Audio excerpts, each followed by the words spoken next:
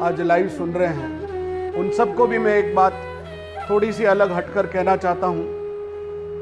महाराणा प्रताप को क्यों पूजा जाता है? एक मुट्ठी छोटा सा प्रांत, एक छोटा सा राज्य मेवाड़ आज पूरी दुनिया में क्यों इसका गौरव यशगान किया जाता है? महाराणा प्रताप के जीवन की उन गाथाओं में से मैंने चूंकि इस पर फिल्म बनाई तो मुझे इतिहास को पढ़ने और समझने का बहुत अवसर प्राप्त हुआ। महाराणा प्रताप बचपन से उपेक्षित रहे। उपेक्षित इसलिए हुए कि उनको तलहटी में रहना पड़ा और तलहटी में माता जयवंताबाई ने, ये कैसा संयोग माना जाएगा, छत्रपति शिवाजी की माता का नाम जीजाबाई और प्रताप की माता का नाम जयवंतीबाई, दोनों ज से जुड़ी हुई है। और वो ज से जुड़कर जो प्रताप का जो गौरव है वो छत्रपति शिवाजी से इसलिए भी कनेक्टेड है कि यहाँ से सिसोदिया कुल की जो एक खाप थी वो महाराष्ट्र में गई। उसी वंश के छत्रपति शिवाजी भी हैं जिस वंश के महाराणा प्रताप हैं। तो महाराणा प्रताप और छत्रपति शिवाजी, जय शिवा सरदार की, जय राणा प्रताप की नारा इसीलिए लगाते हैं कि दोनों ने इस राष्ट्र के गौरव को आगे बढ़ाने में सर्वाधिक महत्वपूर्ण योगदान, स्वाभिमान के लिए अपने आप को नहीं झुकने दिया, अपने इस धर्म ध्वजा को। ये धर्म ध्वजा इसलिए कि इसकी पालना करनी होती है, इसका रंग केसरिया इसलिए ये धर्म ध्वजा नहीं है। ये धर्म ध्वजा ये कि इसके अंदर कोई भी, ये निष्कलंक है, ये निष्पाप है, इसमें कोई भी दुर्गुण नहीं आ सकता, व्यक्ति में आ सकता है। इसलिए ध्वजा को ही हमने प्रणाम करके उसको आगे रखकर, इसको सर से भी ऊपर उठाकर लेकर चलने की वृत्ति रही, इसलिए इनको धर्म ध्वजा वाहक कहा जाता है। महाराणा प्रताप ने तलहटी में जीवन यापन किया और वो जो भील लोग थे बचपन से उनको कीका कहते थे। कीका का मतलब छोटा बच्चा जो प्यारा होता है। तो कीका से वो महाराणा प्रताप उनके कूका हो गए। तो अकबर जो था वो कभी प्रताप को प्रताप नहीं कहता था, मुझे राणा कीका चाहिए। तो राणा कीका के इस जीवन यात्रा में जो महत्वपूर्ण योगदान भीलों का रहा, अभी शशांक जी ने बताया कि वो छापामार युद्ध, वो ऊपर की तरफ से उन्होंने अपनी गोफणों से और पत्थर लुढ़काकर जिस प्रकार मुगल सेना के मार्ग को अवरुद्ध किया। कुछ सेनाओं के बारे में अतिशयोक्ति होती है, लेकिन सेनाएं 8,000 और 3,000 सेनाएं थी। इस पर रिसर्च हुई कि 8,000 सैनिक थे। उस शाही बाग में 8,000 मुगल सैनिक थे और प्रताप के पास 3,000 सैनिक थे। तोपें नहीं आ पाई, तोपें वहीं फंस गई थी। वो दिवेर युद्ध में तोपें काम आई थी, इस युद्ध में तोपें नहीं थी। इस सारे क्रम में इसको एक जोधपुर के कर्नल है, उन्होंने इस पर एक रिसर्च की है कि मध्य कमान को संभालते हुए जब महाराणा प्रताप का चेटक घोड़ा मध्य कमान में जाकर, और आप सोच सकते हैं कि 3 स्टेप को क्रॉस करके वो चेतक घोड़ा जब मध्य कमान में मानसिंह को मारने के लिए पहुंचा है, तो मानसिंह को मारने के लिए उस समय देखिए युद्ध स्थिति क्या होती थी कि हाथी और घोड़े के बीच में कम्युनिकेशन इस तरह वो भी लगे कि ये भी हाथी और इसके ऊपर वो आक्रमण न करे। तो चेटक के और जो घोड़े मध्य कमान में जाते थे उनके सूंड लटकाई जाती थी। तो चेटक घोड़े के भी सूंड लगाई गई थी ताकि वो हाथी उस पर आक्रमण न करे कि ये भी हाथी है ये समझकर। तो वो एक ऐसा आभास दिया जाता था। लेकिन चेटक ने जो छलांग मार के, और कहते हैं कि वो जो हाथी के ऊपर अपनी दोनों टापे रखी और महाराणा प्रताप ने अपने भाला जो ही होदे में मारा है तो महावत तो मरकर गिर गया और मानसिंह होदे में छिप गया। अगर उस दिन वो भाला मानसिंह को लग जाता तो विश्व इतिहास में हल्दीघाटी युद्ध महाराणा प्रताप ने जीता या नहीं जीता, इस पर कोई प्रश्न चिन्ह नहीं होता। लेकिन आपकी जानकारी के लिए बता दूं कि जैसे युद्ध नीति होती है कि अगर राणा जिंदा रहेंगे तो युद्ध हारा हुआ या जीता हुआ उससे तय होगा, इनको पकड़ लिया जाएगा तो हारा हुआ मारा जाएगा। तो प्रताप का बचना सर्वाधिक महत्वपूर्ण था, इसलिए जाला मन्ना ने वो मुकुट अपने सर पे लिया और फिर वो उधर से आगे बढ़ते हुए जब वो नाले को क्रॉस कर रहा था, चेटक चूंकि उसकी हाथी की सूंड की तलवार से उसका पांव कट गया था और वो 21 फीट का नाला उसने छलांग लगा के फिर वहीं धराशायी हो गया जहां आज चेटक चबूतरा बना हुआ है। महाराणा प्रताप ने ये युद्ध कैसे जीता, इस पर बहुत से लोग तर्क करते हैं। मैं आज इस सोशल मीडिया के माध्यम से, यहाँ लोग बैठे हूँ वो तो ठीक है, लेकिन जो लोग सुन रहे हैं उनको बताना चाहता हूँ कि ये युद्ध 2 महीने बाद जीता गया। ये युद्ध 3 घंटे का था। अकबर के जो अबू फजल है उसने ये लिखा कि उस समय मगज उबल रहा था। मगज उबल रहा है यानी 45 से 50 डिग्री का टेम्परेचर के बीच में हल्दी घाटी का युद्ध 3 घंटे का, केवल 18 जून को, इस जून का महीना आप सोच सकते हैं कितनी गर्मी रही होगी। 18 जून को लॉसिंग से लेकर इसको खमनोर का युद्ध कहा गया है, इसको थर्मोपल्ली का युद्ध कहा गया। बाद में इस आधुनिक साहित्यकारों ने, इतिहासकारों ने इसको हल्दी घाटी नाम दे दिया, वरन इतिहास में वीर विरोध में इसको खमनोर युद्ध के नाम से जाना जाता है। तो वो 3 घंटे के युद्ध में जो पराक्रम और शौर्य मेवाड़ी सारे योद्धा मारे गए, ज्यादातर भीम सिंह डोडिया मारे गए, हमारे रामशाह तंवर मारे गए, हमारे झाला मन्ना मारे गए, हमारे और भी उन रामशाह तंवर के दोनों बेटे भी मारे गए, सारे योद्धा मारे गए। बचे तो भामाशाह बचे, भामाशाह भी युद्ध में थे, हकीम खां सूर बलिदान हुए। तो ऐसे अनेक बलिदानों के बीच प्रताप को लगा कि ये कैसे क्या होगा। गोगुंदा पर ये बैठा है हमारा उदय सिंह, इसको पता है कि चारों तरफ वहाँ पर इस तरह की नहर नुमा जो है वो खाई हुआ करती थी। तो वो गोगुंदा पे जाकर जब सब उन्होंने, मुगलों ने सोचा कि हम कुछ नहीं ले तो राजधानी पे तो कब्जा कर लें, उन्होंने कब्जा किया।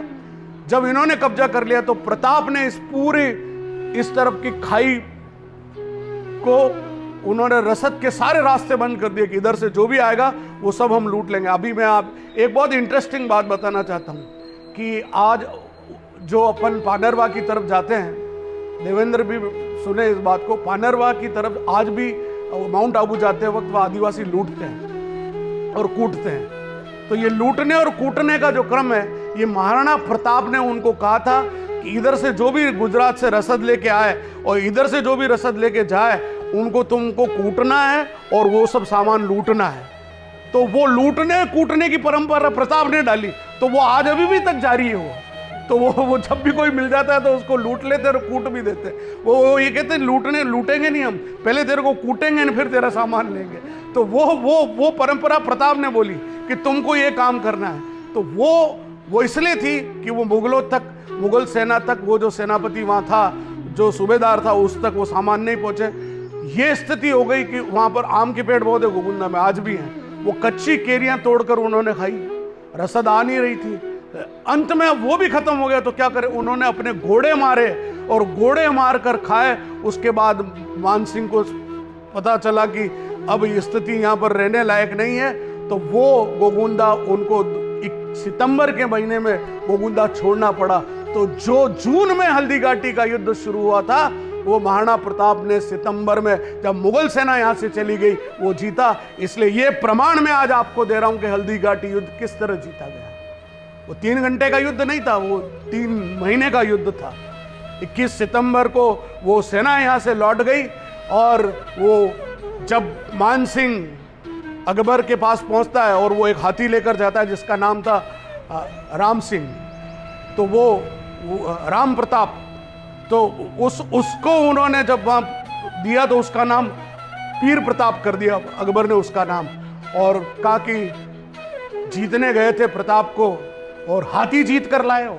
और ड्योढ़ी बंद कर दी, आसफ खां की और मान सिंह की ड्योढ़ी बंद कर दी। इससे पता चलता है कि हल्दी घाटी का युद्ध, वो वामपंथी इतिहासकारों ने दुर्भाग्य से इस देश में, मैं ये आवाज उठाना चाहता हूँ, वामपंथियों के लिखे इतिहास को ठुकराइए।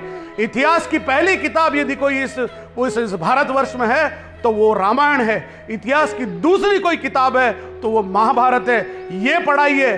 केवल मुगलों का इतिहास और अंग्रेजों का इतिहास पढ़ाने के कारण इस वामपंथियों ने इस देश की शिक्षा व्यवस्था को बर्बाद करने का काम किया। हम एक बार पुरजोर ही मांग करते हैं कि फिर से भारत के इतिहास को महाभारत और रामायण से उठाकर फिर पढ़ाना शुरू करिए। केवल मुगल इतिहास नहीं है और केवल अंग्रेजों का इतिहास नहीं है। अंग्रेजों ने हमारे 78 लाख आश्रमों को नष्ट भ्रष्ट करके और उन्होंने अंग्रेजी स्कूल शुरू किए, जो व्यवस्था थी उसको बर्बाद करने का काम अंग्रेजों ने किया। महाराणा प्रताप ने केवल हल्दी घाटी का युद्ध नहीं लड़ा। लोग सोचते हैं कि महाराणा प्रताप और हल्दी घाटी, इसके ज्यादा अलावा बच्चे भी नहीं जानते, आम जनता भी नहीं जानती। महाराणा प्रताप ने कृषि व्यवस्था को उन्नत करने के लिए इस छपनिया क्षेत्र में, जिसे चावंड और ये जो इलाका ये छपनिया क्षेत्र कहलाता है, इस क्षेत्र में कृषि को विकसित करने का सारा काम आज भी मेवाड़ में जिस ढंग से नतदर शैली से जो कृषि व्यवस्था है वो महाराणा प्रताप की देन है।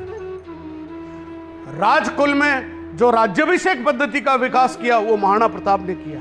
आपको एक और इंटरेस्टिंग बात बताना चाहता हूँ, प्रताप की ज़्यादा समय हम नहीं लेंगे।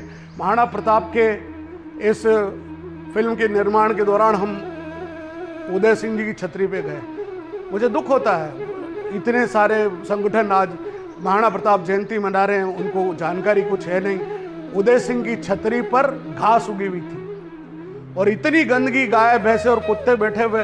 ये हमारी प्रताप की टीम वहाँ गई, हमने उदय सिंह के दाह संस्कार का सीन वहीं लेना था। हमने 2 दिन तक केवल सफाई का काम किया। महाराणा प्रताप के पिता की वो छतरी जहाँ पर उनको अंतिम संस्कार किया गया, उसकी कोई देखरेख करने वाला नहीं। उदय सिंह के साथ इतिहासकारों ने सबसे ज्यादा ज्यादती किसी व्यक्ति के साथ की तो उदय सिंह के साथ की। यदि अकबर से लोहा लेने का काम जिसने कूटनीतिक की ढंग से किया था वो उदय सिंह था, लेकिन कुछ इतिहासकारों ने उनको कायर और पता नहीं क्या क्या बताया। मैं आज इस बात से कहना चाहता हूं कि उदय सिंह जितना बलशाली, जितना नीति कुशल व्यक्ति था, उसने कभी भी कोई गलत निर्णय नहीं लिया। महाराणा उदय सिंह के इतिहास में आज भी हम सबको नमन करना चाहिए कि उन्होंने अपनी कूटनीति के कारण ही इस चित्तौड़ और कुंभलगढ़ को बचा कर रखा। मुकुंदा को सामरिक दृष्टि से उन्होंने राजधानी बनाया। बाद में जाकर वे जंगल वो भी घूमे। महाराणा प्रताप तो पूरे जंगल ही घूमे। उनके पास वो अरे घासी रोटी ने जद बन मिलावड़ो ले भागो, ये नकली बातें हैं। ये कन्हैयालाल सेठिया ने जो लिखा वो गलत लिखा, उन्होंने बाद में स्वीकार भी किया। मैं बहुत ऐतिहासिक बात कर रहा हूँ। लोग कहेंगे आज कन्हैयालाल सेठिया की इस कविता को आप कैसे गलत कह रहे हैं। वो गलत था कि उस समय कोई न तो नानो सो अमर सिंह न तो छोटा था और न कोई किसी ने घास की रोटी खाई। ये तो प्रताप के पास जो पैसा था वो गुफाओं में सुरक्षित था। उनको लाना इसलिए संभव नहीं था कि मुगल थाने थे, अगर उनको पैसों को लाएंगे तो वो मुगल लूट लेंगे। इसलिए वो अभाव उस समय पैसों का नहीं था। पैसा उपयोग कैसे करें वो सब गुफाओं में बंद है। तब भामाशाह मालवा से जो लगान और जो लूट कर लाए थे, वो मालवा के ये प्रताप को उन्होंने वो पैसा दिया और उसके बाद वो फिर वापस युद्ध के लिए उन्होंने फौजों को इकट्ठा किया। प्रताप का सबसे महत्वपूर्ण काम ये था वो जन जन से जुड़े। उन्होंने सेना इकट्ठी नहीं की, उन्होंने जनता को इकट्ठा किया, भीलों को इकट्ठा किया, भीलों को साथ लिया। और भील क्या करते थे, केवल प्याज बांधा, मक्की की रोटी इधर बांधी और गोफन और तीर कमान लिए 4-4 दिन तक जंगलों में भटकते थे। और उस समय झरने बहते थे, पानी तो कहीं से भी पी लेते थे। कांदो फोड़े और मक्की की रोटी खादी, काम भई गया अपने। तो ये प्रताप की देन है। प्रताप ने बहुत से काम ऐसे भी किए, उसमें ज्योतिष का जो चक्रपाणी है वो चक्रपाणी भी प्रताप के समय की देन है। उन्होंने ज्योतिष शास्त्र को भी विकसित किया। प्रताप, हम सबका प्रताप, गौरवमयी प्रताप, दुर्भाग्य से इस प्रताप की उस पुण्यस्थली खंडर स्थिति में थी, जर्जर अवस्था में थी। उस समय वहाँ के एक व्यक्ति लाभचंद जी जैन और मेरे मामा श्री वैद्य रामेश्वर जी और मेरे पिताश्री आचार्य जी ने मिलकर उस समय केवल 1 रुपए का एक कूपन निकाला था, फोल्डर। मुझे आज भी स्मृति में है, पता नहीं कहीं है कि नहीं, मुझे नहीं पता, मनोज जी को ध्यान होगा। वो इतना सा था और प्रताप का फोटो था। वो फोल्डर सब जगह बांटा। तब ललित जी उस समय मिनिस्टर थे, उन्होंने कहा कि मैं इसका काम करता हूँ। सार्वजनिक निर्माण मंत्री ललित किशोर चतुर्वेदी जी ने मिलकर उस छतरी को, प्रताप की छतरी को आज इस मुकाम तक पहुंचाया। उसके बाद मिलकर माननीय सोहन सिंह जी से मिलकर अटल बिहारी वाजपेयी को वहां पर लेके आए। जो लोग प्रताप का श्रेय लेना चाहते हैं मुझे नहीं पता, लेकिन जो काम करने वाले असल के मिट्टी के लोग हैं वो सामने हैं। हमने महाराणा प्रताप पर फिल्म बनाई। मैं इस मंच के माध्यम से कहना चाहता हूं, हमने इतिहास के ऑथेंटिक काम करके दिखाया, लेकिन आज भी दुर्भाग्य से वो फिल्म अटकी पड़ी हुई है। तो मैं इस मंच के माध्यम से भारत सरकार को कहना चाहता हूं कि उसको दूरदर्शन पर लेकर दिखाए। एक ऑथेंटिक फिल्म, एक इतिहास। हमारा वो जो बापना, अरिहंत बापना, वो बेचारा लगा हुआ है जगह जगह, कई जगह पर उसने चिट्ठियां लिखी, वो खुद दौड़ रहा है, 4 साल से दौड़ रहा है। मेरे पास कहाँ पाकिस्तान से, फ्रांस से, कहाँ से फ़ोन आते हैं। मेरे पास उन राणा जी का भी फ़ोन आया पाकिस्तान का, उनका कहना था ये फिल्म हमको देखनी, भेजिए, कहाँ है। हमने कहा ये रिलीज़ करेंगे तब हाँ आपको दिखाएंगे। ज़्यादा कुछ नहीं कहते हुए कि महाराणा प्रताप के इस स्वाभिमान को हमने 9 मई से जोड़ा। कुछ लोगों ने विवाद भी किया। मैं आज यहाँ इस मंच से सार्वजनिक रूप से स्वीकार करना चाहता हूँ कि 9 मई को भी महाराणा प्रताप जयंती दूसरे ढंग से मनाई जानी चाहिए, ताकि स्कूलों के बच्चों को 9 मई, चूँकि पूरे देश में बधाई भी उसी दिन देते हैं, ज्येष्ठ शुक्ला तृतीया को मनाने में मुझे कोई आपत्ति नहीं, बहुत बढ़िया, 2 बार जन्मदिन मनाओ, अच्छी बात है। 9 मई को मैं आज यहाँ सार्वजनिक घोषणा करता हूँ कि राष्ट्र स्वाभिमान दिवस के रूप में हम 9 मई को मनाएंगे। वो जयंती नहीं होगी, लेकिन राष्ट्र स्वाभिमान दिवस होगा, और इसकी मांग हम भारत सरकार से भी करेंगे। इसके लिए एक अभियान आज से हम शुरू करेंगे, हस्ताक्षर अभियान चलाएंगे, और माननीय प्रधानमंत्री नरेंद्र मोदी जी को 2 प्रस्ताव हम यहाँ से देना चाहते हैं। एक विक्रम संवत, जो कांग्रेस सरकार ने, डॉक्टर साहा ने जो लिखा था, उन्होंने कहा था विक्रम संवत को राष्ट्रीय संवत घोषित किया जाना चाहिए। कांग्रेस सरकार ने उसको परे करते हुए कि ये हिंदुओं का हो जाएगा, इसलिए उन्होंने शक संवत को राष्ट्रीय संवत घोषित कर दिया। इसकी भी मैं मांग करता हूं कि ये दोनों प्रताप से जुड़े हुए हैं, तो विक्रम संवत को राष्ट्रीय संवत घोषित किया जाए और 9 मई को राष्ट्रीय स्वाभिमान दिवस घोषित किया जाए। ये 2 मांगे भी आज मैं रखता हूं। आप सभी लोगों ने मेरी बात को बहुत धैर्यपूर्वक सुना। प्रताप का हम अब दुग्धाभिषेक करेंगे। प्रताप हमारी रगों में है, प्रताप हमारी धमनियों में बहता है। हमने प्रताप फिल्म बनाई इस माटी का कर्ज चुकाने के लिए कि हम इस माटी में पैदा हुए, तो उसकी गौरव गाथा को जन जन तक कैसे पहुंचाया जा सके। बहुत छोटे से विचार से हमने काम शुरू किया था। हमको नहीं पता था कि ये इतनी बड़ी फीचर फिल्म बन जाएगी, बन गई। लोगों ने कई सारे दुर्घटनाएं भी झेली, विरोध भी झेला, बहुत सी कठिनाइयां भी झेली, लेकिन वो फिल्म आज बनकर तैयार है। हमारे जीवन के एक बहुत बड़ी उपलब्धि के रूप में मैं इसको मानता हूँ। नहीं होगा अंत में तो हम इसको देश को लोकार्पित कर देंगे। बस हम ये अंतिम वर्ष इस प्रयास और कर रहे हैं, और मुझे भगवान राम जी के चरणों में बैठकर ये विश्वास है कि ये फिल्म अब कहीं न कहीं क्लिक करेगी। अब एक माहौल बनना शुरू हुआ है।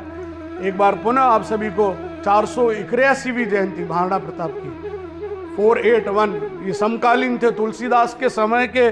तुलसीदास जी को भी करीब करीब 470 साल हुए हैं।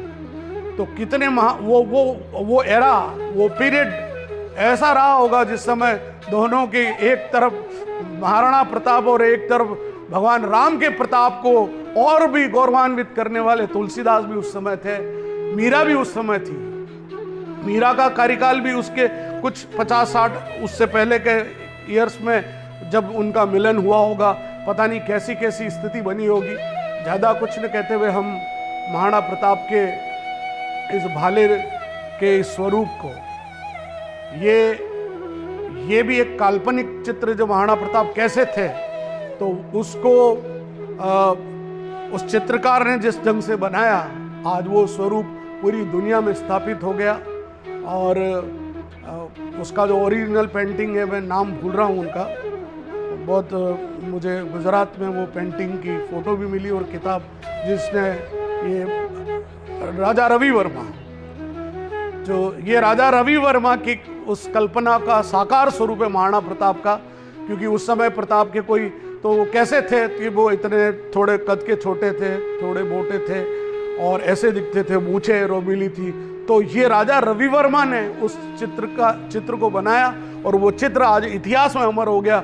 राजा रवि वर्मा के कई सारे पेंटिंग्स हैं, लेकिन राजा रवि वर्मा की ये पेंटिंग सारे विश्व में महाराणा प्रताप को स्थापित करने में वो रही। रवि वर्मा तो आज नहीं रहे, लेकिन आज राजा रवि वर्मा की हम इसलिए भी याद करें कि उन्होंने एक प्रताप के गौरवमयी चित्र को हमें प्रदान किया। एक बार पुनः आप सबको महाराणा प्रताप जयंती की शुभकामनाएं। ठीक समय पर हम समाप्त कर रहे हैं। आधे घंटे का ही कार्यक्रम था, हमने 11:15 शुरू किया और अब 11:12 हो रहे हैं। 11:15 हम इस कार्यक्रम को आरती के साथ संपन्न करेंगे। मैं सभी से निवेदन करूं कि आए, एक एक करके सभी दुग्धाभिषेक करें, थोड़ा थोड़ा ही दुग्ध चढ़ाकर जय महाराणा प्रताप की, और पहले माल्यार्पण करेंगे और उसके बाद आरती और दुग्धाभिषेक। लाइए।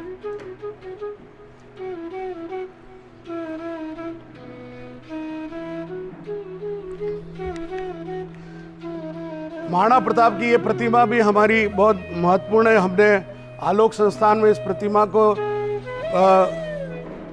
एक बड़ी मूर्ति जो है हमने वहाँ राजसमंद में, जिसका बहुत बड़ा कार्यक्रम, आलोक के इतिहास में कई सारे कार्यक्रम, उनमें से एक कार्यक्रम वो भी था जिसमें नितिन गडकरी जी, वसुंधरा राजे सिंधिया जैसे बड़े लोग उस कार्यक्रम में जुड़े, और वो मूर्ति आज भी वहाँ स्थापित है। और ये मूर्ति हमने यहाँ पर हल्दी घाटी में, जो मोहन जी श्रीमाली है, उनके माध्यम से बनाकर यहाँ मंगाई है। आइए सभी आ जाएं, सभी बोलिए महाराणा प्रताप की। पुष्पांजलि ले आओ, पुष्प ले आओ, पुष्प दे दो सबको। आ जाओ मनोज, चलो।